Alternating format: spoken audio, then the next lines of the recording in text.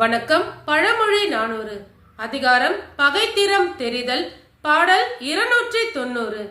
முகப்புறத்து கண்டால் பொறுக்கல் ஆகாதாரை அகம்புகுதும் என்றிருக்கும் ஆசை இருங்கடத்து தக்க நெறியினை பின்னும் செலப்பெறார் ஒக்கலை வேண்டியழல். விளக்கம்.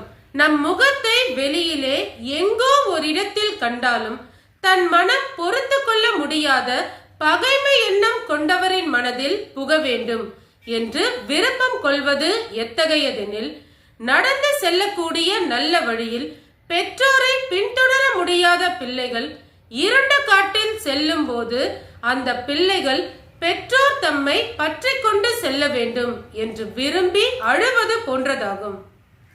இதன் கருத்து, பகைவரின் மனதில் இருக்கும் வேறுபாட்டை ஒழித்து திருத்துதல் இயலாததாகும். நன்றி.